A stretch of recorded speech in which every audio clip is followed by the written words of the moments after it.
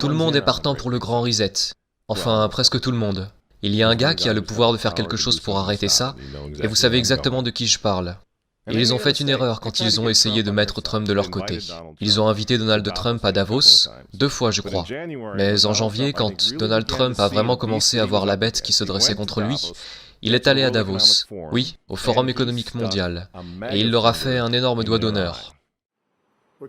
Nous nous sommes engagés à préserver la majesté de la création de Dieu et la beauté naturelle de notre monde. Mais pour embrasser les possibilités de demain, nous devons rejeter les éternels prophètes de malheur et leurs prédictions de l'Apocalypse. Ces alarmistes exigent toujours la même chose, le pouvoir absolu de dominer, transformer et contrôler chaque aspect de nos vies. Nous ne laisserons jamais les socialistes radicaux détruire notre économie et ruiner notre pays.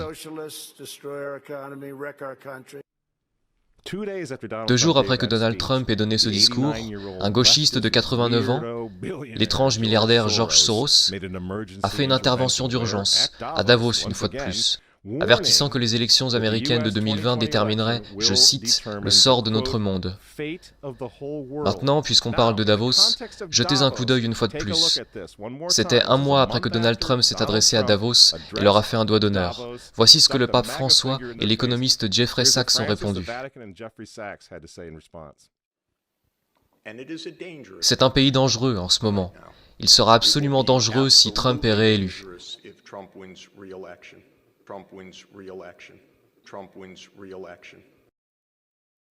François a invité ce type au synode sur l'Amazonie en tant qu'invité d'honneur et conseiller. Il est aussi conseiller de Bernie Sanders. Qu'est-ce qu'il fait au Vatican? Pourquoi ce type qui est un promoteur pour le socialiste pur et dur Bernie Sanders, se retrouve en tant que conseiller pour le pape? Pourquoi a-t-il ces accès au Vatican? Jeffrey Sachs soutient l'avortement et la contraception, mais ce n'est pas un problème pour le Vatican. Pour le Vatican, pour le pape François et pour ses amis à l'ONU, c'est évidemment Donald Trump le problème. Je considère clairement l'administration Trump comme un danger pour le monde, mais tel que je le vois, comme un phénomène purement temporaire, qui disparaîtra en 2020.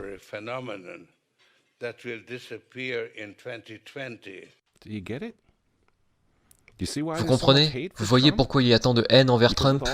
Parce que malgré tous ses défauts, il est capitaliste, il n'est pas mondialiste. Il ne sera jamais l'un d'entre eux. C'est pourquoi il a retiré les États-Unis de l'accord de Paris sur le climat. Donald Trump a retiré les États-Unis de l'Organisation mondiale de la santé, l'entreprise de Bill Gates. Et maintenant, il menace de retirer les États-Unis de l'Organisation mondiale du commerce. Les gens disent « Oui, Donald Trump s'est marié 2 fois, c'est vraiment un homme mauvais. Mais il est en train de tenir tête à des démons. Personne n'a dit qu'il était saint. Il frappe les vaches sacrées des Nations Unies dans le monde entier en ce moment même. L'Assemblée générale vote couramment à 185 voix contre les États-Unis sur presque tous les sujets désormais. Et vous vous souvenez, puisqu'on parle des Nations Unies, en novembre 2019, juste avant que le coronavirus arrive, Trump est allé aux Nations Unies, à l'Assemblée générale, et il a déclaré la guerre au mondialisme. Les dirigeants avisés mettent toujours le bien de leur propre peuple, de leur propre pays, en premier. L'avenir n'appartient pas aux mondialistes. L'avenir appartient aux patriotes. Peu après le discours que Donald Trump a livré à l'ONU, que s'est-il passé? Le coronavirus s'est répandu dans le monde, et l'économie américaine qui était en plein essor a été mise sous assistance respiratoire. Pensez-vous que c'était un accident? Donc quand ils vous disent, et qu'ils nous disent à tous, de rester à la maison, de porter un masque, pour que grand-mère ne tombe pas malade, vous devez comprendre ce qui se passe vraiment. Ils ne se soucient pas de votre grand-mère. Ils ne s'occupent pas des personnes âgées. Ils ne se soucient pas des bébés. Ils veulent les avorter, afin de pouvoir sauver notre société. Ils avortent des millions de bébés dans le monde entier. Ils ne se soucient pas des bébés, ils ne se soucient pas des personnes âgées. En réalité, si vous voulez sauver votre grand-mère, dites aux mondialistes de rester loin d'elle.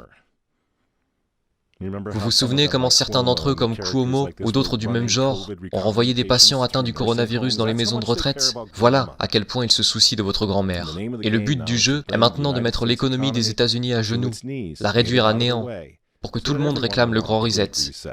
rendre cette nouvelle normalité si anormale que même vous et moi, vous savez, dans un avenir proche, nous supplierons pour avoir des vaccins, car on nous aura rendus fous à ce moment-là, à mendier pour tout ce qui nous gardera en sécurité, selon nos geôliers et gardiens, et nos gardiens de zoo, vous voyez. C'est ce qu'ils veulent, c'est pourquoi ils continuent à utiliser ce terme de nouvelle normalité.